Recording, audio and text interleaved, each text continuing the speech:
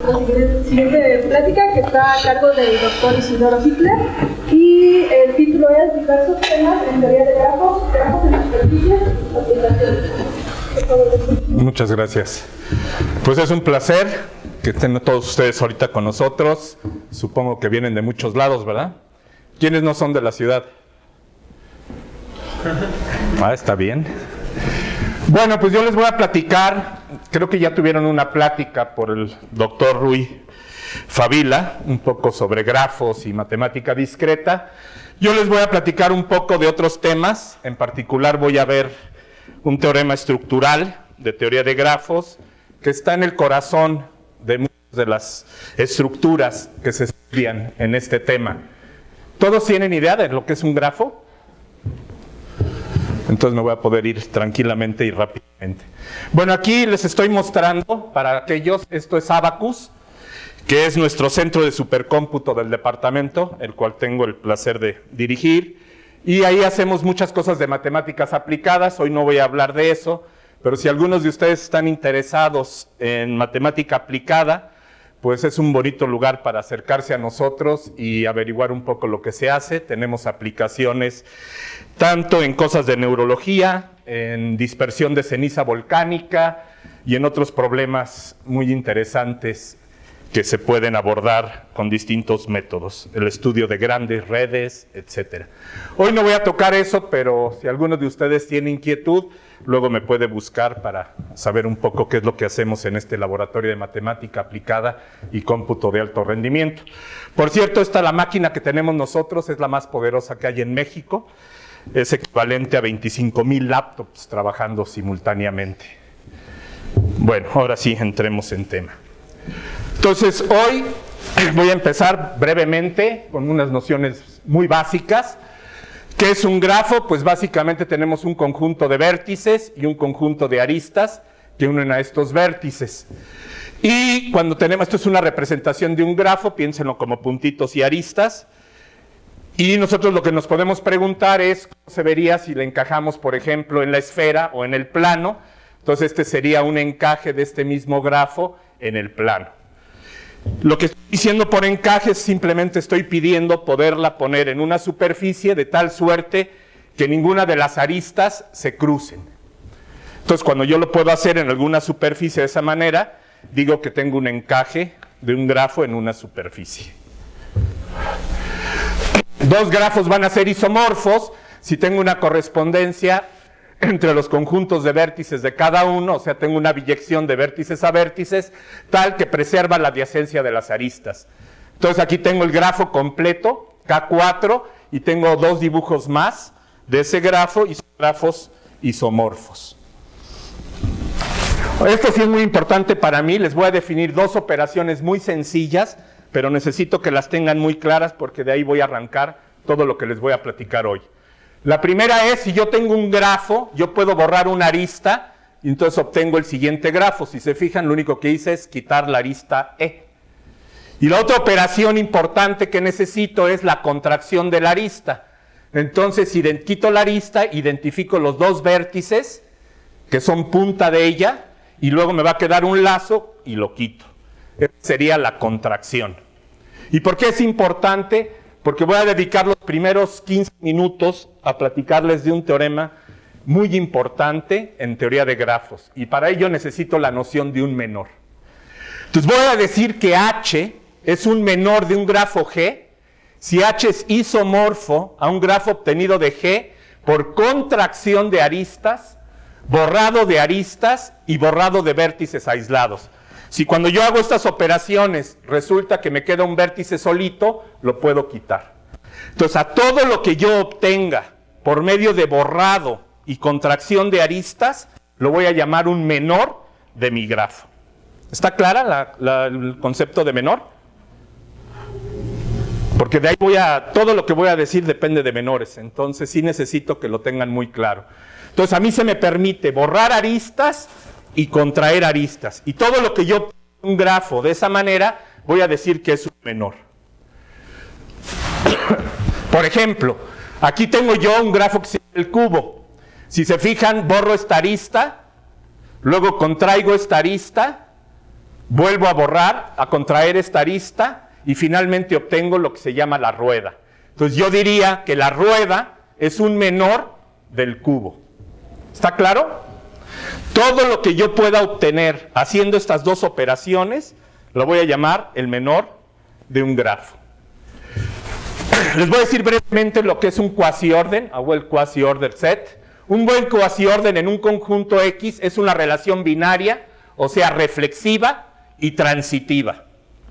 Y lo que vamos a tratar de ver es que el conjunto de grafos, que fue un teorema muy fuerte que se demostró hace unos años, satisface bajo la relación de menor, que es un cuasi-orden, un buen cuasi-orden.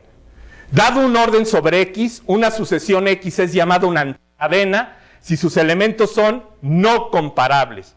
O sea, si yo tengo un conjunto, tengo un orden definido en ese conjunto y me fijo en una sucesión de elementos no comparables, entonces digo que lo que formé es una anticadena. Un buen cuasi-orden es un cuasi-orden donde toda sucesión decreciente y toda anticadena son finitos. ¿Está claro? Entonces, tengo un orden definido, un cuasi-orden. Lo único que estoy pidiendo es que sea reflexivo y transitivo. Y entonces digo que es un buen cuasi-orden si toda sucesión decreciente con respecto a ese orden y toda anticadena son finitos. La relación de menor no es antisimétrica, ya que puedo tener que G es menor de H y H es menor de G. Por lo tanto, no es un buen orden parcial. Y eso es importante. O sea que lo que tenemos es un buen cuasi-orden, pero no tenemos un buen orden parcial. Bajo la relación de menor. Los árboles infinitos, ¿sí recuerdan lo que es un árbol? Un árbol es un grafo que no tiene ciclos y se ve pues como un árbol. ¿Sí? Bueno, pues los árboles infinitos admiten un buen cuasi-orden. Sin embargo, los grafos infinitos, donde permito que el conjunto de vértices y aristas sean infinitos, no admiten un buen cuasi-orden. En teoría de grafos, este es el teorema que les hablaba, el teorema de Robertson y Seymour enuncia que el orden de menores sobre los grafos finitos es un buen cuasi-orden. En particular, todo conjunto posiblemente infinito de grafos que es cerrado hacia abajo, de acuerdo al orden de menores, se puede caracterizar por un conjunto finito de grafos llamado obstrucciones. Y ahorita les voy a platicar un poquito a qué me estoy refiriendo. El enunciado de este teorema fue formulado por el matemático alemán Klaus Wagner en 1937 y solo se probó hace poco, entre 1983 y 2004, por dos muy famosos matemáticos, Neil Robertson y Paul Seymour, quienes publicaron la prueba en 20 trabajos con más de 500 páginas. Este fue todo un hito en la teoría de grafos. ¿Por qué? Porque ahorita van a ver qué tan importante estructuralmente es el concepto de menor y de obstrucción. Para nosotros, los que trabajamos en esta área, la manera de caracterizar una propiedad en teoría de grafos es precisamente por sus menores prohibidos. Entonces, fíjense, esto tomó muchísimo tiempo. Fueron 20 trabajos y más de 500 páginas, un resultado que les estoy enunciando en unos cuantos segundos. El orden de grafos por menores es el definido como H es un menor de G. Eso me da un orden, como les decía. Entonces yo voy a agarrar y ordenar los grafos bajo la relación uno es menor del otro. Un conjunto de grafos S se dice que es cerrado bajo la toma de menores si siempre que tengo un grafo, ¿sí?, en mi conjunto S, todo menor de G también está en S. Eso es lo importante, ¿sí? Entonces, si yo tengo una propiedad, por ejemplo, como ser un grafo plano, que lo puedo encajar en la esfera, esa propiedad es cerrada bajo la toma de menores. Por lo tanto, voy a saber, gracias al resultado de ellos, que el conjunto de grafos que no lo satisfacen, o sea, aquellos que no tienen la propiedad, pero todo menor de ellos tiene la propiedad, es finito. ¿Está claro lo que estoy diciendo? Estoy hablando como que en japonés. ¿Sí está claro?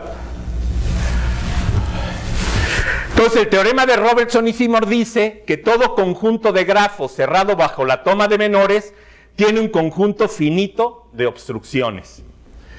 Una obstrucción es un grafo que no tiene la propiedad estudiada, pero todos sus menores propios la tienen. ¿Sí? Eso es lo que necesito que realmente se graben, porque todo lo que voy a decir después depende de este enunciado. Entonces yo puedo caracterizar una propiedad cerrada bajo menores. ¿Qué quiere decir cerrada bajo menores? Que si yo tengo un grafo con una propiedad, todos sus menores, todo lo que yo obtenga por contracción y borrado, también tiene la propiedad. ¿Sí? Y una obstrucción es aquellos grafos, que además es un conjunto finito de ellos, que no tienen la propiedad, son minimales con respecto a eso, pero todos sus menores tienen la propiedad que estoy estudiando. Otra manera de enunciar este teorema es como sigue. Todo conjunto infinito de grafos finitos contiene dos grafos tal que uno es menor del otro. O sea que no importa, yo agarro cualquier conjunto infinito de grafos finitos y entonces tengo garantizado por ese teorema que siempre hay dos al menos, tal que uno es menor que el otro. Por ejemplo, vamos a ver qué fuerte es este resultado. Si yo me fijo en el conjunto de todos los bosques, ¿qué es un bosque? Un montón de árboles, ¿verdad? Pero no de los que están así allá afuera. ¿Cómo los puedo caracterizar? Pues están caracterizados porque nunca puedo obtener el triángulo como menor. Si recuerdan, y si se fijan en cómo se ve un bosque,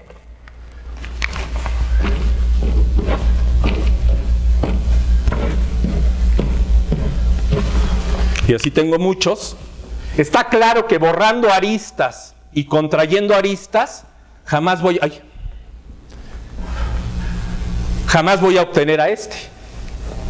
No hay manera que yo borrando y contrayendo obtenga un ciclo. Este es el ciclo más chiquito. ¿Sí? Entonces me basta verificar que esto no puede aparecer como menor para estar seguro que tengo un bosque. Ahora, antes de que se me vaya a olvidar, porque eso luego se me olvida, es que lo que es tremendamente importante es que yo puedo, ¿sí? Hay algoritmos en tiempo polinomial que me pueden detectar si un grafo es menor de otro grafo. O sea que en todo caso yo siempre puedo meter en la computadora, ¿sí?, los grafos que estoy estudiando y verificar si un grafo es menor de otro grafo.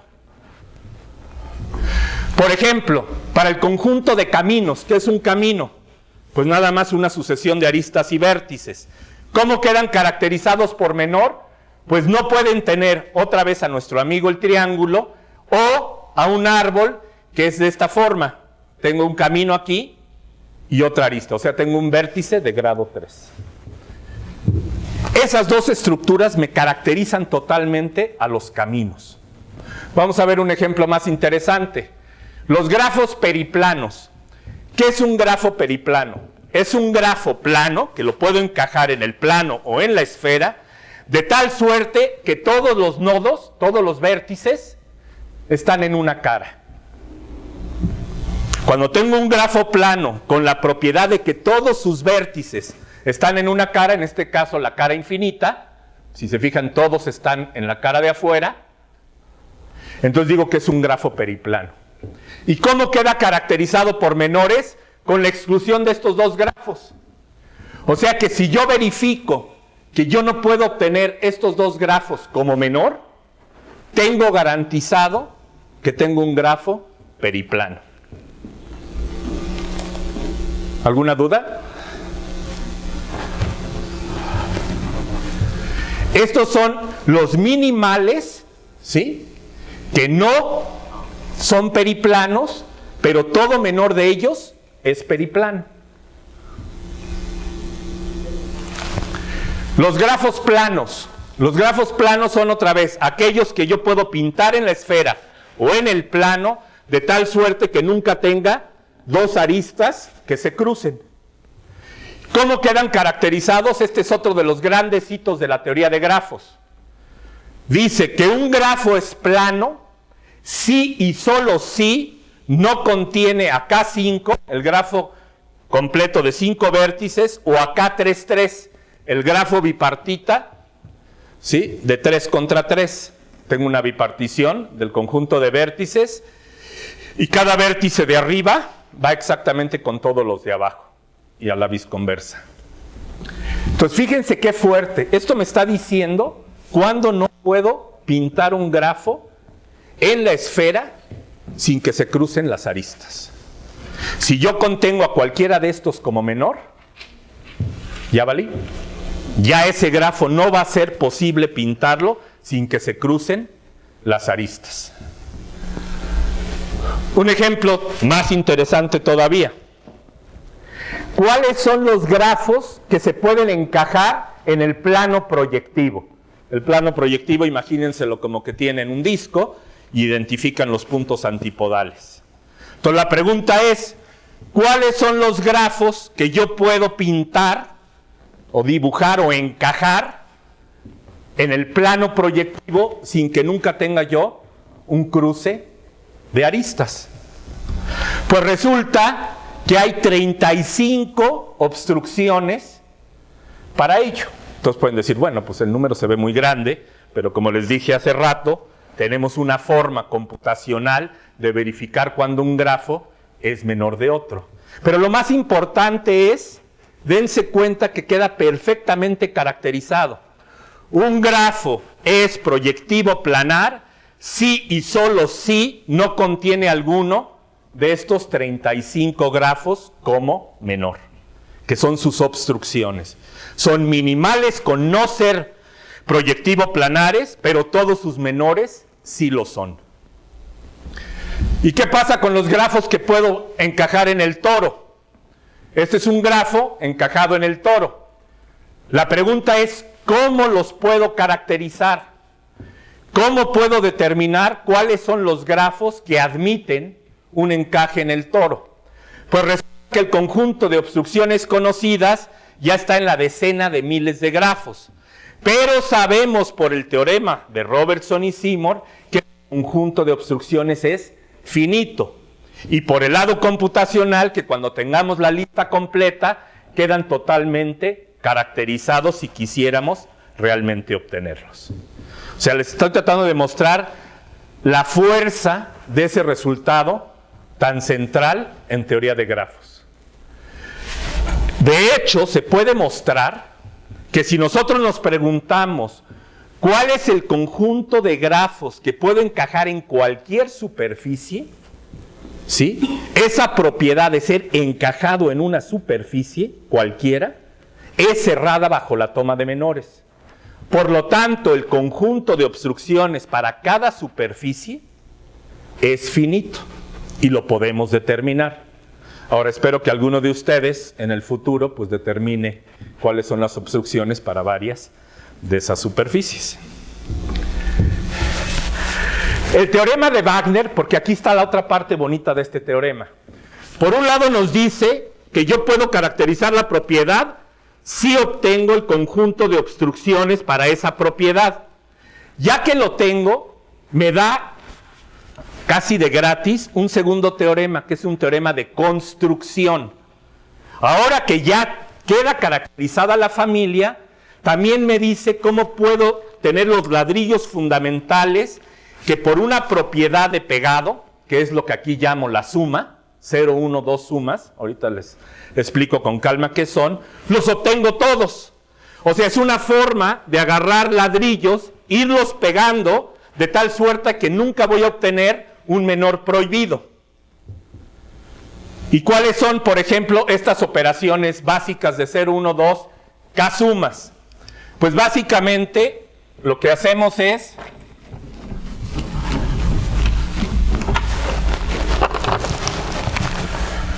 otra vez. Si yo tengo un grafo y un vértice y otro grafo y un vértice, los identifico en el vértice.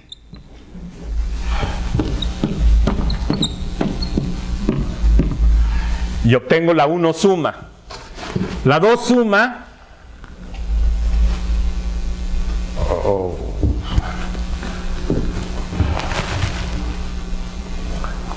es la que está aquí. Tengo un grafo y una arista. Tengo otro grafo con otra arista. Identifico los vértices, ¿sí? Y obtengo la suma. La 1 suma, ¿sí?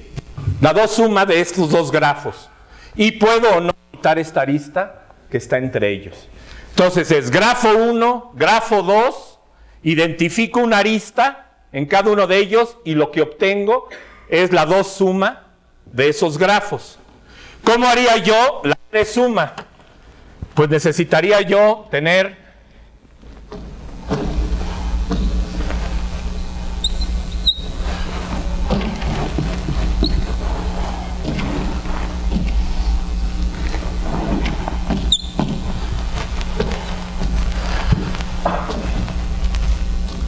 el primer grafo, el segundo grafo, me fijo en un triángulo de cada uno de ellos.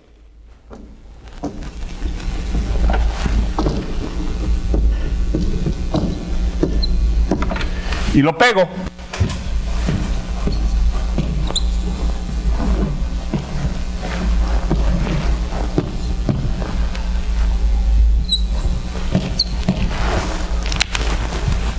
Identifico un triángulo en cada grafo, identifico los vértices y borro las aristas de cada uno de los triángulos. Y entonces obtengo un grafo más grande, ¿sí?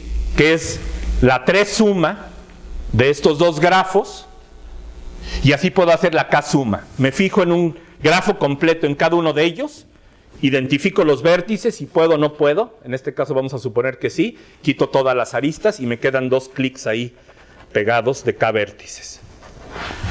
Esa es la operación fundamental para unir grafos de tal suerte que no construya yo una de las obstrucciones. ¿Y cómo sucede eso? Por ejemplo, hace rato les dije que los grafos planos, aquellos encajables en el plano de la esfera, son aquellos que no tienen a K5 y a K33 como menor. Pero yo me puedo preguntar, ¿y cuáles son aquellos que no tienen como menor solo a uno de ellos?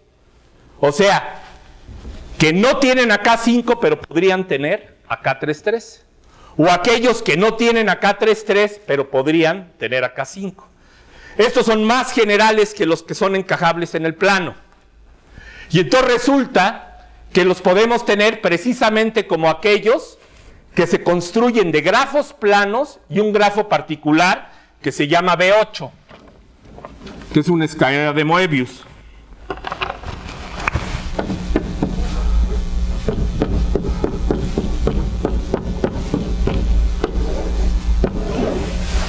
Que lo puedo yo poner en la banda de Moebius. Otra vez. Entonces dice que si yo hago 0, 1, 2 y 3 sumas de grafos encajables en la esfera y este grafo particular B8, todo lo que yo construya haciendo esas operaciones va a ser un grafo que no contiene a K5 como menor. Me está dando los ladrillos y el pegamento y el cemento para generar a toda la familia. Esto ya es constructivo. Este es el lado constructivo de ese teorema del que les hablaba yo, de Seymour y Robertson. Lo mismo pasa con los que no tienen a K33. Son todos aquellos que los puedo obtener por 0, 1 y 2 sumas de grafos planos y K5. Esos son mis ladrillos y ese es mi cemento. Entonces fíjense el potencial, la fuerza que tiene este resultado. Entonces ahora me pregunto, ahora quiero ver encajes de grafos en R3 sin ciclos anudados. ¿Qué es un ciclo anudado? Lo que quiero ahora es cómo meto un grafo en R3 de tal suerte que ninguno de sus ciclos forme un nudo no trivial. Eso es lo que me estoy preguntando. ¿Puedo caracterizar aquellos grafos que ninguno de sus ciclos para cualquier encaje en R3 esté anudado?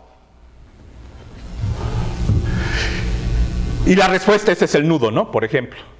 Entonces lo que no quiero es que ningún ciclo del grafo me forme un nudo. El grafo completo con 7 vértices, ¿sí? Agarran 7 vértices y unen a todos con todos. Es una obstrucción. ¿Qué es una obstrucción? A esta hora ya debemos de saber, ¿no? Significa que K7, el grafo completo con 7 vértices, no tiene la propiedad, sin embargo todos sus menores sí la tienen. Determinar el conjunto de obstrucciones es un problema abierto. Y supongo que alguno de aquí, algún día, nos dará la respuesta. Pero me puedo preguntar lo mismo. Ahora, ¿cómo encajo un grafo en R3 de tal suerte, ¿sí?, que ninguno de sus ciclos estén enlazados? Ahora ya no me preocupa si son nudos o no, sino lo que no quiero es que haya un verdadero enlace entre ninguno de sus ciclos. Aquí lo vemos, aquí tenemos ciclos enlazados. Yo no puedo separar estos aros, ¿sí?, porque todos están enlazados entre ellos. Vamos a ver más o menos una caracterización muy rápida. Tomen dos curvas cerradas, C y D, encajadas en R3. Y ¡pum!, le tomamos una foto. La foto se va a ver así. Esto es lo que se llama el diagrama de este encaje de esas dos curvas en R3. Es como si la proyectáramos. Las tenemos en R3 y las dejamos caer. Pues les tomamos una foto. Si se fijan aquí, notarán que sí tengo, ¿sí?, dos curvas que están enlazadas. El número de enlace de esas dos curvas, lo que se llama el linking number, es el número de cruces donde esta va por encima, menos el número de cruces donde ahora esta va por encima. Entonces, si observamos nuestras fotos y van moviendo la cabeza así, aquí está la dirección, hay que recorrerla de esta manera, esta, y esta así, esta la recorremos así, y esta así, y se paran en cada cruce. Ustedes pueden determinar si es de este tipo o de este tipo. Ya que le ponen a cada una el tipo que es, calculan este número. Este número es independiente de la posición en que se tomó la foto. O sea que si yo agarro y ahora las proyecto de otra manera, o les tomo otra foto, ¿sí?, este número es un invariante. ¿Y cuál es la propiedad que lo va a determinar? Un encaje sin enlaces es un encaje en R3 tal que para todo par de circuitos disjuntos se cumple que el linking es igual a 0. Pero eso es interesante por lo siguiente. Sabemos que todo grafo es encajable en R3. Así como no puedo encajar todos en cualquier superficie, pues en R3 tengo mucho espacio. Entonces siempre me caben los grafos de una forma muy bonita. Pero K6 no puede ser encajado sin enlaces. El grafo completo con 6 vértices, no importa cómo traten de ponerlo en R3, siempre va a haber dos ciclos que se enlazan. ¿Está claro? Agarran 6 vértices, unen todos los vértices con todos sus demás, les da el grafo K6. Y ahora lo avientan a R3, ¿sí?, de todas las maneras que se les ocurra. Y no importa lo que hagan, siempre va a estar dos circuitos enlazados. Dos ciclos van a estar enlazados. Un encaje es aplanado en R3 si para todo circuito, si para todo ciclo, puedo encontrar, ¿sí?, en el complemento un disco de tal suerte que ese circuito, ese ciclo, es frontera de un disco. Entonces voy a decir que un grafo es aplanado o aplanable si para todo ciclo de ese grafo, sí saben lo que es un ciclo, ¿verdad? Todo ciclo de ese grafo, ¿sí? Yo puedo encontrarlo como frontera de un disco. Y entonces, ¿qué sucede? Un encaje aplanado es un encaje sin enlaces. Y si G tiene un encaje sin enlaces, entonces G tiene un encaje aplanado. Pues suena padre, pero como que suena difícil, ¿no? Pues ahora te digo, a ver, toma este grafo y ahora búscale a cada ciclo si sí o no es frontera de un disco. Y si resulta que sí, pues ya acabaste. Pero pues lo reto a que con el más sencillito que podamos lo fuésemos a hacer. Pero entonces aquí viene otra vez la fuerza del tema que les digo. Los siguientes son equivalentes. G tiene un encaje aplanado, o sea que todo ciclo, ¿sí?, va a ser frontera de un disco. G tiene un encaje sin enlaces, lo puedo meter en R3 sin que ninguno de los dos ciclos se enlacen. O G no tiene como menor a un grafo isomorfo a un elemento de la familia de Petersen. Y esta es la familia de Petersen. Son, si se fijan, 7 grafos. Y estos 7 grafos son menores prohibidos para la propiedad de obtener un encaje en R3 sin ciclos enlazados. O sea, ellos siempre van a estar enlazados. Este es 6, el que les decía hace rato, y este es Petersen. ¿Está claro? Entonces, fíjense, solo tengo que determinar 7 obstrucciones para verificar si puedo o no puedo encajar en R3 un grafo de tal suerte que ninguno de sus ciclos estén enlazados. Y ahora les voy a cambiar de tema y luego voy a regresar al tema. Este es un tema para mí, pues muy especial. He trabajado muchísimos años en él.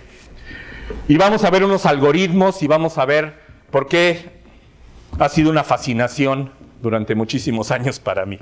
Y es muy sencillito. Las reglas del juego son muy sencillas. Tienen un grafo cualquiera y me van a permitir hacer las siguientes operaciones.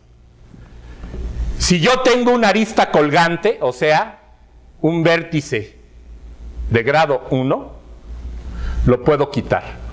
Y entonces me quedo con esto. Si tengo un lazo, una arista que tiene sus dos puntas iguales, lo puedo quitar. Si tengo unas aristas en serie, o sea, un vértice de grado 2, con dos extremos diferentes, puedo quitar el vértice de grado 2 y las dos aristas y unir los extremos por una arista. Si tengo aristas en paralelo, más de una arista entre dos vértices, puedo borrar todas las que quiera y solo quedarme con una. Y la más importante, la transformación triángulo-estrella. Si yo tengo un triángulo en un grafo, lo puedo borrar y uno a sus 3 vértices por un vértice de grado 3. ¿Está claro? Sustituyo este triángulo por esta Y. Por eso se llama delta Y. Y si tengo una Y, la puedo sustituir por un triángulo entre sus extremos. Tan sencillas, ¿no? Entonces, básicamente es quitar vértices de grado 1, quitar lazos, eliminar series, eliminar paralelos y hacer transformaciones triángulo-estrella. Un grafo conexo es triángulo-estrella reducible si con esas operaciones lo puedo reducir a un vértice. O sea, tú me das un grafo y si yo con esas operaciones las aplico y llego a un vértice, entonces digo que es triángulo-estrella reducible. En el 66 Epífanov mostró que los grafos planares son triángulo-estrella reducibles. O sea que si agarran cualquier grafo plano, encajable en la esfera, lo pueden reducir con estas operaciones a un solo vértice. De hecho, Trumper, muchos años después, mostró que la clase de grafos triángulo estrella reducibles es cerrada bajo la toma de menores. O sea, rápido, ¿cuál es la consecuencia?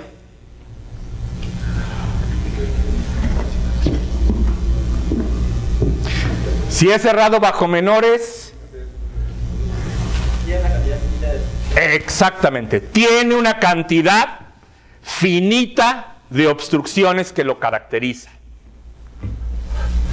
Por ejemplo, vamos a ver en 30 segundos que todo grafo plano es triángulo reducible a un punto. Bueno, primero les voy a mostrar, por ejemplo, que el triángulo es menor de la malla. A esto lo voy a llamar la malla y puede ser n por n.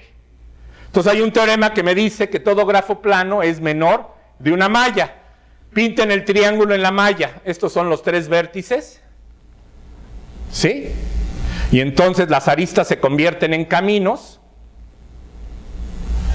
Y claramente esto es un menor, ¿verdad? Todo esto lo puedo borrar. Y estas que están en el caminito punteado las contraigo y obtengo el triángulo. ¿Está claro?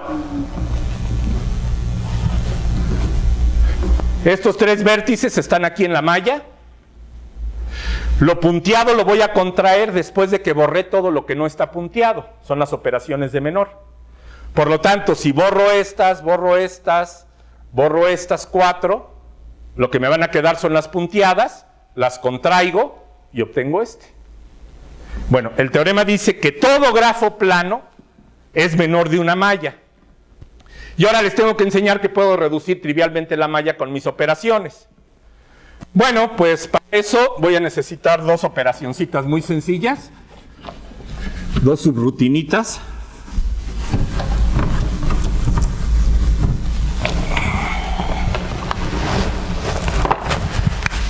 La primera dice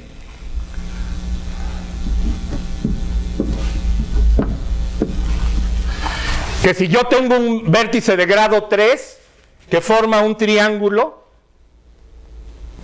con el vértice que está del otro lado, ¿sí? Si yo abro ese triángulo por una delta y, aquí apliqué la operación que les dije, quito el triángulo y pongo una y, ¿sí? ¿Está claro? Y luego hago la serie, obtengo este grafo. Es como si hubiera yo quitado la arista que tenía aquí. ¿Están de acuerdo? Y la otra que necesito es que si tengo un vértice de grado 4,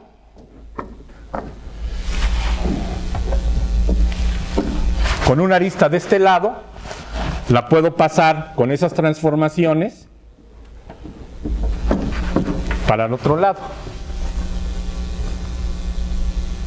¿Cómo le haría? Pues la abro,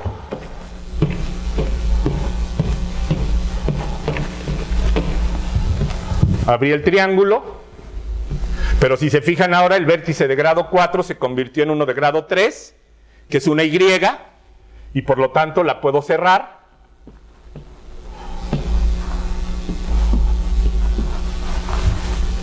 ¿Sí? Formando un triángulo del otro lado. Entonces pasé la arista de un lado para otro.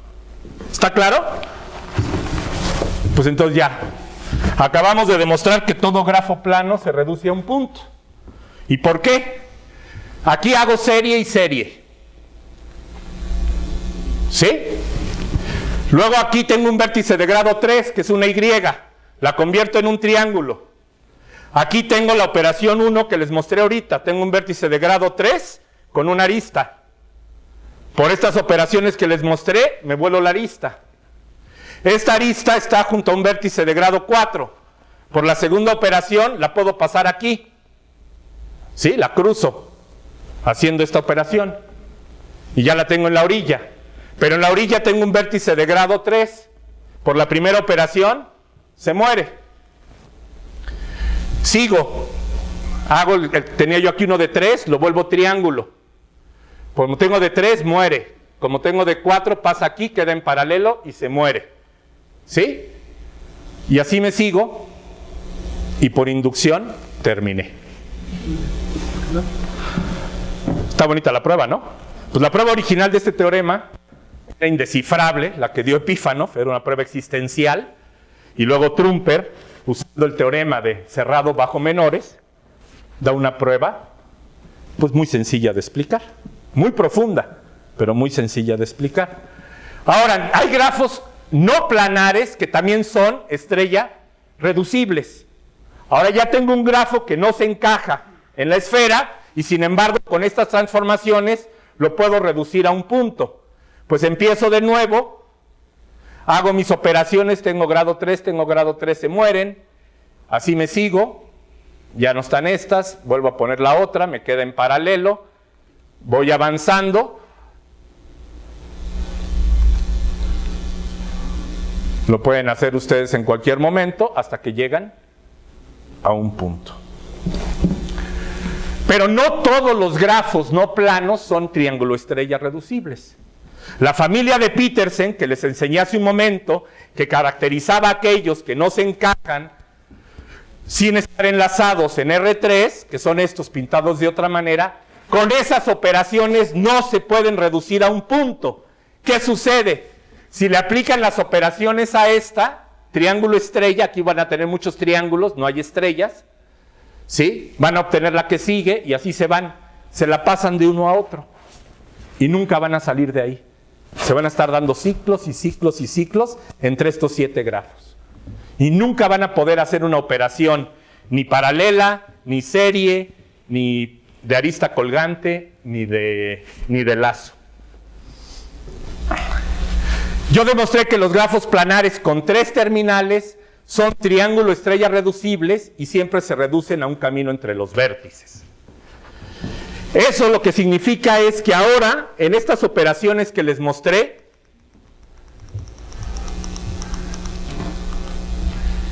yo puedo escoger un conjunto de vértices que voy a llamar terminales. Un vértice es terminal si no se vale que con ninguna operación lo desaparezca del grafo. En otras palabras, si este vértice lo declaro terminal, yo no puedo hacer esta operación. Está prohibido hacer una operación que lo borre del grafo. Ya están fijos para siempre. ¿Está de acuerdo?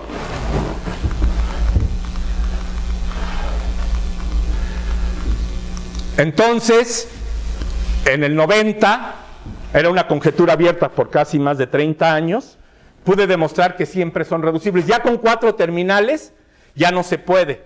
Y apenas el año pasado fueron caracterizadas con 4 terminales por un matemático muy famoso que se llama Bohan Mohar. Pero con 3 terminales siempre se puede. Y ya después, junto con el doctor Sagols, dimos un algoritmo para ello. Y es el siguiente. Estos 3 son las terminales.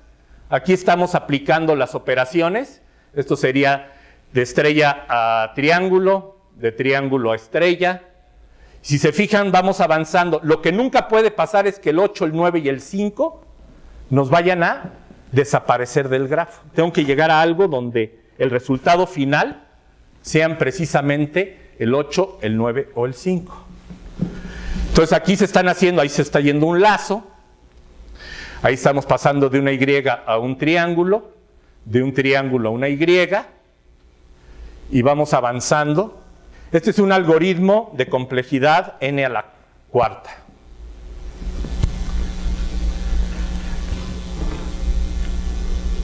Y esto no importa qué grafo me den ustedes y qué 3 vértices escojan como terminales, siempre van a terminar con el conjunto de vértices terminales puestos o en un triángulo, en una Y o en un camino entre ellos. Entonces aquí sigue avanzando.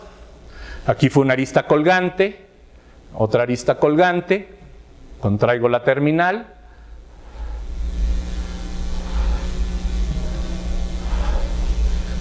Acuérdense que los azulitos son los que no deben de desaparecer. Pueden cambiar de nombre, pero no desaparecer de mi grafo.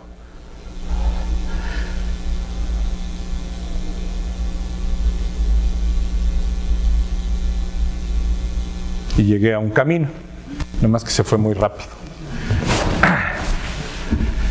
Luego también pude demostrar que los grafos sin K5 como menor, solitos sin el K5 y sin el K3 como menor, también son triángulo estrella reducibles. Esto era importante porque no se sabía si había grafos no planos que fueran triángulo estrella reducibles. ¿Se acuerdan el teorema de Wagner? Que les dije que los grafos sin K5 como menor son 0, 1, 2 sumas y los grafos sin K3, 3 como menor son sumas. Bueno, pues resulta que uno declara en la suma, en la operación de suma que hice hace rato, los vértices que van a participar en la suma como terminales. Y ya teniéndolos como terminales, me quedan dos pedazos, uno de ellos plano, el otro B8 o K5, reduzco la parte plana con 0, 1, 2 o 3 terminales y me voy rapidísimo. De hecho es un algoritmo y un algoritmo muy eficaz. También que los grafos proyectivos planares son triángulos reducibles, siempre y cuando yo pueda agarrar y poner una curva no nulomotópica que a lo más cruce en dos vértices o aristas al grafo. Todavía es un problema abierto caracterizar en términos de menores a los grafos triángulo estrella reducibles. Por el teorema de Trumper, sabemos que la propiedad de ser triángulo estrella reducible es cerrada bajo la toma de menores. Por el teorema de Robertson y Seymour, sabemos que el conjunto de obstrucciones es finito. Alguien me lo dijo hace rato. Para ello hay que dar la lista finita de obstrucciones y demostrar que es completa. Pero tuve que salir después de varios meses de una terrible depresión. Yamin Yu, un jovencito tan jovencito como ustedes, después de que habíamos conjeturado por años que la familia de Petersen eran las obstrucciones para triángulo estrella reducibilidad, demostró que existen al menos esta cantidad de obstrucciones. Se imaginarán que pues mi depresión fue un poquito fuerte. De hecho, encontrar otro menor prohibido, hasta usando la supercomputadora que les mostré al principio, no nos ha arrojado ninguno nuevo. Pero ¿cuál es el problema? Tenemos todo un universo de grafos, tenemos esta cantidad tremenda y nos quedan pues dos caminos: o demostramos que esa lista está completa, lo cual pues no es así como algo muy trivial, o por ahí encontramos otro y nos volvemos a deprimir porque entonces todavía podría haber otro y otro. Esta historia ya lleva un largo rato y lo que hace es que el estudio de grafos no planos sobre superficies que les mostraba hace rato se vuelva importante, porque como no creo, pero sí confío en ustedes que alguno lo hará, que tengamos pronto una prueba, una caracterización completa, la pregunta de seguir caracterizando los grafos no planos, estrellas reducibles, pues sigue siendo un problema bonito abierto. De hecho, hace poco con un estudiante mío lo demostramos para los grafos que se llaman casi planos. No voy a hablar de ello hoy, pero sí es importante ver que uno puede seguir definiendo familias muy importantes y demostrar que son triángulo estrella reducibles. Si tuviéramos la lista completa, por más grande que se vea, tenemos, recuerden, un algoritmo para verificar cuándo es menor de otro. Y entonces, aunque se vea horrible, computacionalmente lo podríamos determinar. El problema es que no tenemos la lista completa y entonces se vuelve un ejercicio sin sentido. También demostré que la clase de grafos con K terminales es cerrada bajo la toma de menores. O sea, es el mismo problema, pero ahora podemos tener K terminales en el grafo. Esa propiedad sigue siendo cerrada bajo la toma de menores. Por lo tanto, y este resultado no se sigue del de Trumper, sin terminales. Lo que nos abre toda otra línea de investigación totalmente distinta a la que les hablaba. Y entonces uno se puede preguntar, por ejemplo, yo demostré que todo grafo plano con K terminales en una cara siempre es reducible a un grafo con esas K terminales. Pero vamos a ver rápidamente aplicaciones. ¿Por qué este tema me gusta? Nuestro enfoque es el desarrollo de algoritmos para grafos mediante la definición de reducciones y transformaciones, que aplicadas varias veces en el grafo lo simplifican en un número polinómico de pasos. De modo que para el cómputo del problema definido, primero se realiza un proceso de reducción para resolver el caso trivial y la aplicación recursiva de una solución para este. O sea, lo que estoy diciendo es muy sencillo. Supónganse que tienen un grafo, y ahorita vamos a ver varios problemas interesantes de combinatoria y que extienden mucho más allá, y le ponen peso a las aristas. Entonces, hacer la transformación triángulo-estrella es resolver sistemas de ecuaciones. Pero, ¿qué es lo bonito? Que yo empiezo con un grafo con 50 millones de vértices y no sé cuántas aristas. Aplico la triángulo-estrella reducibilidad, aplicando estas ecuaciones paso a paso, voy a llegar a un grafo trivial con una sola arista, y el peso de esa arista es la solución del problema que yo veía. El secreto y la dificultad de este paradigma es saber plantear las ecuaciones de tal suerte que al ir transformando el grafo nunca perdamos una solución. O sea que el conjunto de soluciones al problema que estoy estudiando no se pierde paso a paso. Y entonces cuando ya quiero ver la otra, pues nada más me regreso haciendo las transformaciones inversas. Voy a presentar algunos problemas muy conocidos en optimización donde se ha aplicado. Voy a darles el enunciado del problema, el sistema de ecuaciones y cómo se relacionan los parámetros. Voy a ser muy injusto porque les voy a dar los más sencillos, pero esto se aplica al estudio topológico de grafos, a la optimización combinatoria, álgebras de Lie, invariantes polinómicos de grafos, a matroides, a nudos, a física, a mecánica estadística, a circuitos eléctricos y a flujo en redes, etcétera, etcétera, etcétera. O sea, el mundo de aplicaciones es enorme. El secreto está en precisamente dar las relaciones que resuelven. Entonces voy a tener mis operaciones, como les dije, voy a tener pesos. Estos pesos pueden ser cualquier cosa, pueden ser matrices, longitudes, resistencias eléctricas, espacios vectoriales, distintos tipos de subálgebras, lo que ustedes quieran, siempre y cuando esté asociado a las aristas de un grafo. Por ejemplo, el más sencillo de todos, para que se los pueda ilustrar. La ruta más corta. Todos conocen ese problema. Queremos determinar entre dos vértices, ¿sí?, ¿cuál es el camino más corto entre ellos? Tenemos una longitud no negativa para cada arista. La pregunta es, ¿cuál es la longitud del camino más corto de uno a otro? Solución. Si yo hago una reducción en serie, entonces tengo que actualizar el peso de la arista por la suma de las dos, si no quiero perder ninguna solución. ¿Están de acuerdo? Estoy estudiando la ruta más corta.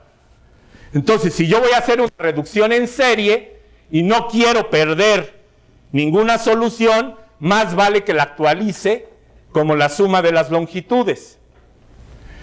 Si tengo una reducción en paralelo y voy tras la ruta más corta, pues tengo que buscar dejar en la etiqueta el mínimo de las dos etiquetas. Porque acuérdense que lo que estoy buscando es el camino de longitud más corta entre dos vértices. Y luego, para las transformaciones triángulo-estrella, tengo que determinar un sistema de ecuaciones. Entonces, no tengo mucho tiempo, pero vamos a ver un pequeño ejemplo. Aquí tengo este grafo y mis dos terminales son X y Y. Quiero aplicar mis transformaciones y llegar a la solución. Ahora, la solución se ve a ojo. ¿Cuál es la más corta? Pues 5 más 1, 6 más 2, o sea, 8. Si ustedes buscan cualquier otro camino, les va a dar mayor que 8. Pero supónganse que esto tuviera millones y millones de aristas y millones de vértices. Pero entonces aplicamos la triángulo estrella. Entonces empezamos aquí, hacemos de un triángulo una estrella con las ecuaciones que les enseñé, que ahorita no se pueden sentar así a trabajarlas, pero créanme, aplican estos calculitos y actualizan los pesos de las aristas. Al actualizar los pesos de las aristas, lo que tienen garantizado es que ninguna solución óptima al problema se ha perdido. Seguimos avanzando. Aquí, si se fijan, estas son fáciles de recordar. Tengo una serie. ¿Qué dijimos que hacíamos en la serie? La suma. Tengo 3 y 2, la cambio por un 5. Aquí tenía yo 2 aristas en serie, ¿sí? Las modifiqué por una arista y sumé los 2 pesos. Vuelvo a no perder ninguna posible solución. Llego aquí, hago otra operación y, por ejemplo, aquí tengo 2 aristas en paralelo. En este caso no hay mucho que decidir porque las 2 tienen peso 5 y ahí escogemos el mínimo entre ellas. Y así seguimos avanzando, haciendo las operaciones y actualizando las etiquetas. Por ejemplo, aquí entre 2 y 5 me voy a quedar con el 2, los 2 9s me quedan como 9. Sigo avanzando, aquí ¿qué me va a quedar? 8 y aquí el 3 y aquí llego finalmente a este grafo con el 8, con el 3 y con el 7. Entre estos dos, no, ¿cuál hice? Esta, ¿no? Hago esta, se convierte en un 10, están en paralelo y me quedo con el 8, que era la solución que habíamos visto que teníamos a ojo. Nada más que esto, pues yo simplemente lo meto en la máquina, ya les enseñé un algoritmo, como esos tenemos muchos, y entonces calculo de una manera muy sencilla, ¿sí?, cuál es el resultado. Flujo máximo. Tengo un grafo plano no dirigido con 2 terminales y una capacidad sobre cada arista no negativa. La pregunta, ¿cuál es el flujo máximo entre las 2 terminales que existe conservando el flujo en cada vértice excepto las 2 terminales? Y el flujo en cualquier arista es menor o igual a la capacidad de la arista. Pues imagínense una tubería, imagínense lo que quieran, ¿sí? Pues vuelve a ser lo mismo.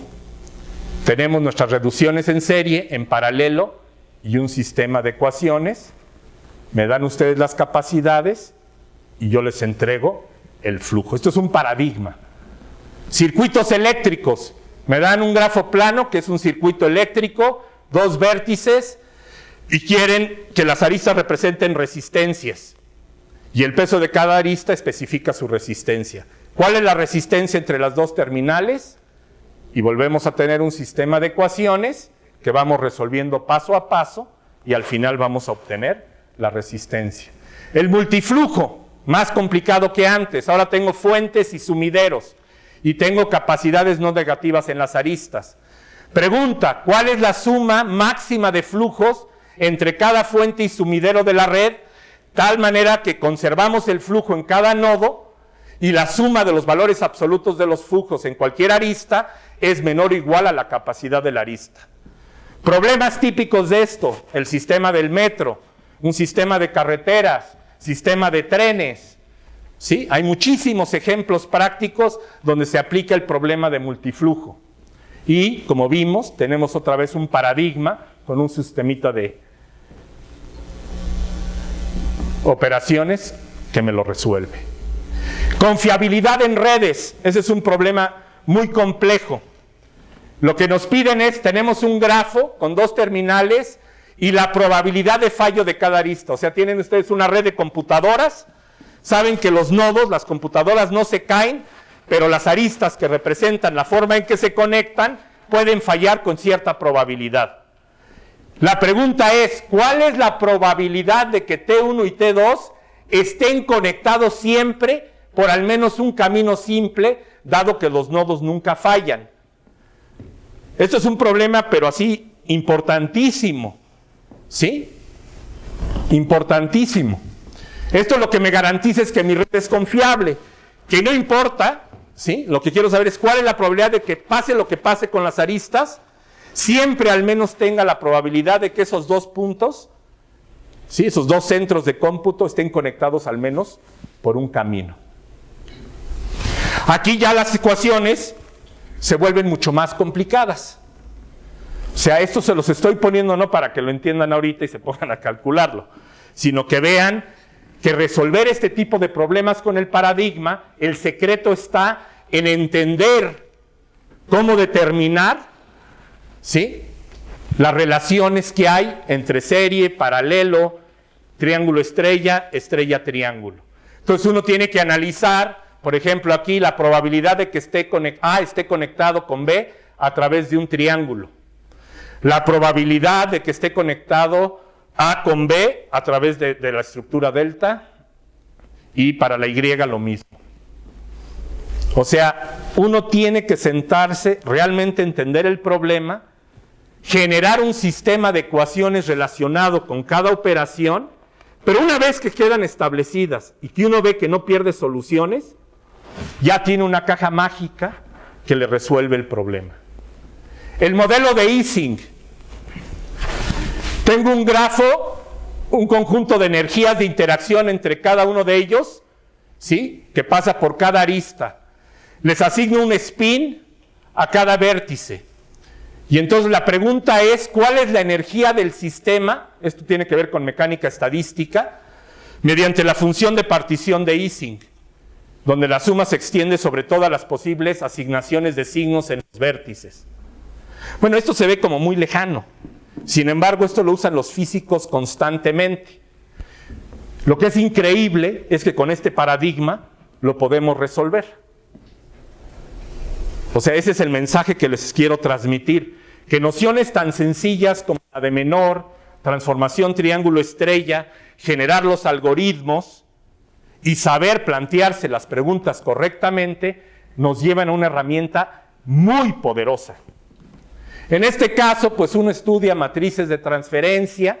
O sea, no les estoy dictando ahorita, para nada quiero que les quede como que vayan a entender lo que estoy haciendo, pero lo que les quiero mostrar es que en este caso lo que vamos a asociar son matrices a cada una de las aristas.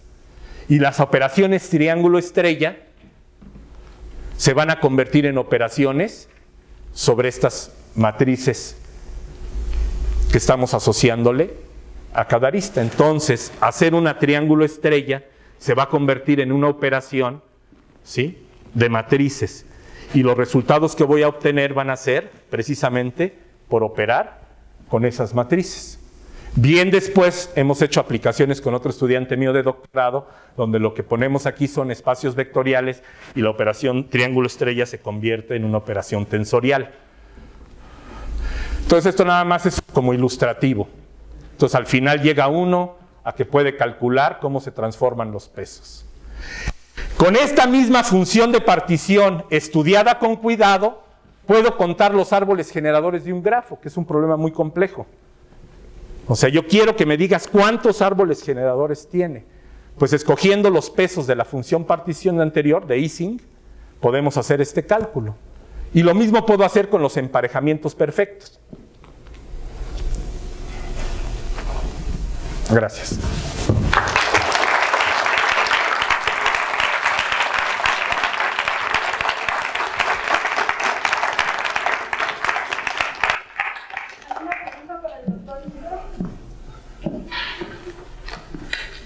¿Cuál era la suma cero? ¿Perdón? ¿Cuál era la suma cero? ¿La suma cero?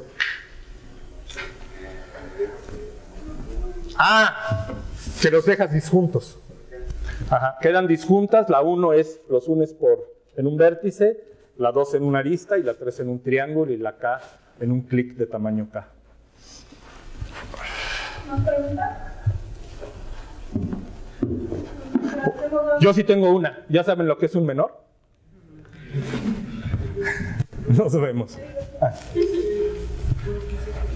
Un menor es un grafo de mañana ¿Un menor es un subgrafo del grafo anterior o es un subgrafo generado? ¿O es un qué? Un grafo generado.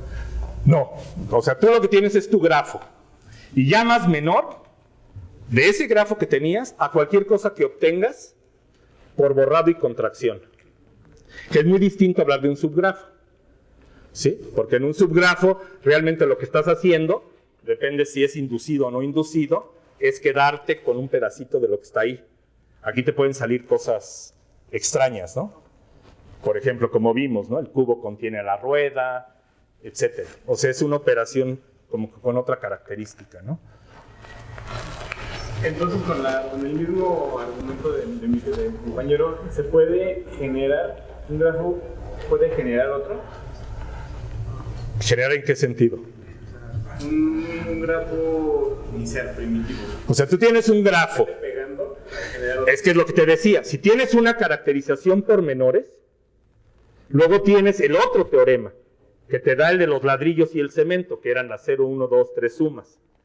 Entonces, dada la caracterización por menores, va a haber siempre un segundo teorema, que es el constructivo, que es el que realmente nos ayuda, que dice que esa familia que caracterizaste, ¿sí?, se obtiene de estos ladrillos sumándolos con las sumas. El cemento es la suma. Eso te garantiza que con esos ladrillos nunca vas a generar un menor prohibido, una obstrucción. Por lo tanto, tienes una caracterización constructiva ahora de toda esa familia que estabas estudiando. Pero no la ibas a obtener a menos que tuvieras la caracterización por menores. Por eso es muy fuerte, porque no nomás te dice, bueno, pues son aquellos que no tienen a estos como menor. No, es que luego viene el segundo teorema que te dice, ya que me tienes los menores, te voy a decir cómo construir grafos con sumas, de tal suerte que siempre evites a uno de estos. Me dice quiénes son los ladrillos. Y eso es como muy fuerte. Eso realmente te está dando un teorema estructural. Que no te encajas en el proyectivo. Bueno, sí. Hay 35 menores. Bueno, sí. Pero el otro teorema te va a decir, ¿quieres construirlos? Pues ahora vas a agarrar estos y los vas a ir sumando. Y yo te garantizo que en esa suma que hagas, nunca vas a producir uno que no es. Esa es la parte fuerte del teorema. A ver. Si tiene un grafo y le quita una arista y te quedan dos, ¿también cuenta como un menor? Claro. No necesariamente. Claro que yo puedo poner condiciones. Te puedo pedir que no me quiero salir de los conexos, o te puedo poner condiciones de conexidad. Por ejemplo, hay muchos teoremas que dicen que lo que estoy diciendo es cierto siempre y cuando tus grafos sean 3 conexos. Y tú solo puedes hacer las operaciones mientras no pierdas la 3 conexidad. Esto depende mucho del problema y la propiedad que estés estudiando. Si le pones esa condición, si no te importa, ¿sí?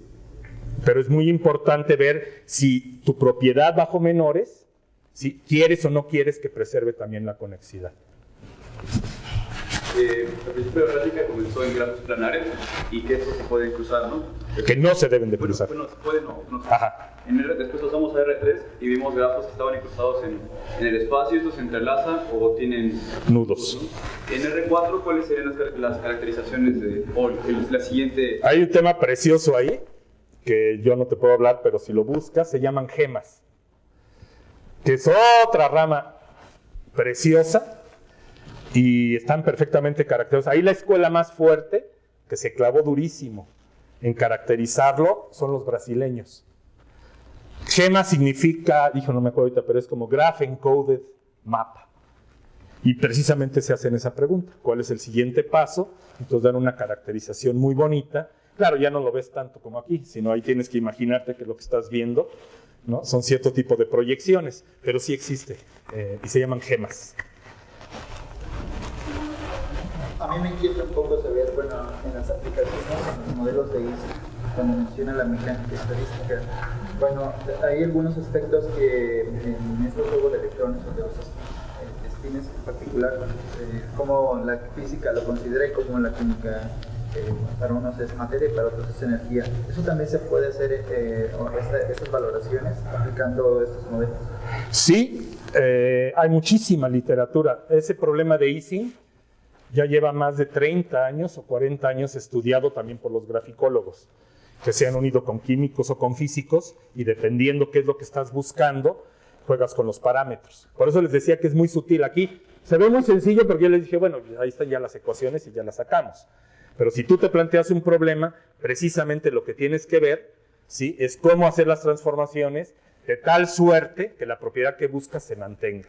Y bueno, tengo una curiosidad, pero me gustaría que me explicara usted en particular esto. Cuando hizo mención de una pequeña nota, el algoritmo en tiempo polinomial, y mencionó algo adicional. ¿A qué se refiere con tiempo polinomial? Que el número de pasos que te va a tomar el algoritmo es un polinomio en el número de vértices del grafo input. O sea que en este caso el que yo te enseñé era n a la cuarta. Ese es la medida del tiempo, ¿sí?, que te va a tomar. Hay muchos problemas en los cuales tú no puedes dar un algoritmo polinomial, sino exponencial. Y entonces, pues ahí hay una gran discusión si P es igual a NP o no. Pero suponiendo, la gran diferencia está, por ejemplo, te voy a dar un ejemplo que tal vez todos conocen. Programación lineal. ¿Sí? El método simplex. El método simplex nadie ha podido demostrar que es polinomial. Tuvo que venir un señor que se llama Parker a verdaderamente construir por el método de punto interior un algoritmo, ¿sí?, para el problema de programación lineal en el que podía demostrar que el tiempo era polinomial. Sin embargo, en la práctica, después de una crisis tremenda, tú me das un problema tan grande como quieras, ¿sí?, hasta con el número de estrellas, y lo puedes, con el método simplex, resolver en un... O sea, no puedes probar que el simplex es polinomial, pero cuando lo usas en la práctica hasta ahorita, no ha habido un problema que encuentren en el que no, y vuelves a la discusión de si P es igual a NP, ¿no?, que no se sabe. Si alguien pudiera demostrar sobre el simplex, pues ya es uno de los grandes problemas abiertos, ¿no? Entonces, en ese sentido va. Ahora, el garantizarte que es polinomial, como los que te estoy enseñando yo, te está diciendo, pues sí, que en tiempo, si me das un grafo de tantos vértices, ¿sí?, pues en n, si n es el número de vértices a la cuarta, lo vas a poder resolver. Es lo que te va a tardar tu máquina en resolverlo. Lo cual es importante porque para todos estos problemas, ¿sí?, los puedes resolver en instancias muy grandes en un tiempo bastante razonable. Que era lo que les decía cuando les puse la supercomputadora al principio, que ahí es donde estamos haciendo este tipo de cosas, ¿no? Entonces, cosas que se veían como, híjole, pues ese problema ya no, sí los puedes resolver. Por ejemplo, yo tengo colegas que trabajaron en el problema del tráfico en Berlín, que es una instancia de programación entera, y se usan muchos de estos métodos. Bueno, pues ellos diseñaron toda la algorítmica para poder sincronizar todas las calles, camiones, semáforos y demás en Berlín. Ese problema hace unos años hubiera sido, pues no lo podríamos ni soñar. Ahora con una máquina como la que yo te enseñé, pues así están administrando todo el tráfico de Berlín, ¿no? Y los algoritmos que están implícitos no van mucho más complejo de lo que les estoy platicando aquí.